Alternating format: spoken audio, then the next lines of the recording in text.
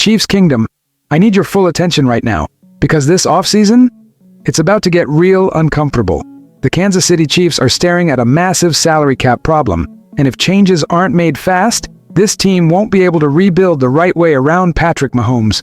Today, we're breaking down 3 cuts that could free up almost $35 million in cap space, and yes, some of these names might surprise you.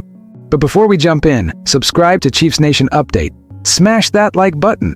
This channel just started, and we're grinding towards 700 subscribers, so every single sub helps this Chiefs community grow. Alright, let's talk business.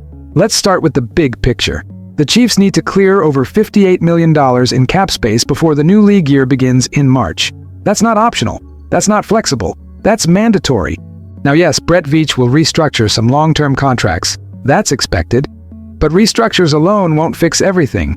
At some point, tough cuts have to be made, and 3 players stand out immediately when you look at the numbers. Let's start with the most obvious name, Jawaan Taylor. This has been the most talked about cut candidate heading into 2026, and for good reason. If the Chiefs release Jawaan Taylor, $20 million in cap savings, with only $7.4 million in dead cap. That's massive.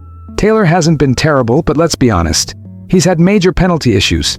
He hasn't lived up to the $80 million contract, and he hasn't played at a level that justifies that cap hit. Now add this context. Josh Simmons won the left tackle job as a rookie. Jalen Moore is already on the roster as a right tackle option. Issa Poole is emerging as a future swing tackle. At that point, keeping Taylor just doesn't make sense. Unless he takes a pay cut, it's very hard to see Kansas City keeping him. This one hurts a little. Mike Dana is a favorite of Steve Spagnuolo. He does the dirty work. He sets the edge. He plays with effort. But the numbers don't lie.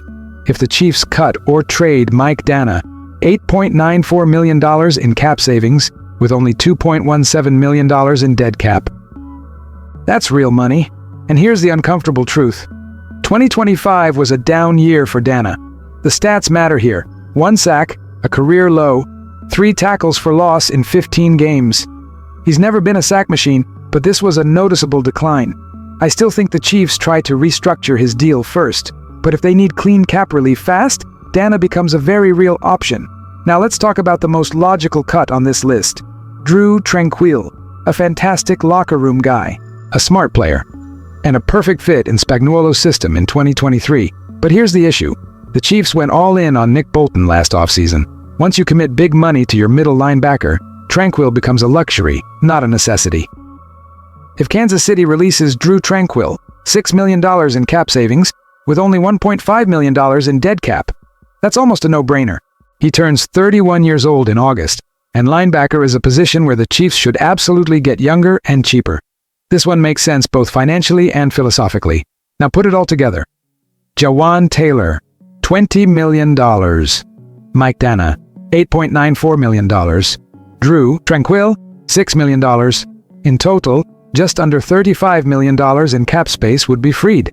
Pair that with a few smart restructures, and suddenly, the Chiefs erase their $58 million cap deficit. They regain flexibility, and they can actually attack free agency the right way. From a fan's perspective, it hurts, but it's necessary. I hate talking about cuts. I hate losing leaders. I hate seeing familiar faces go, but this is the price of staying competitive in the NFL.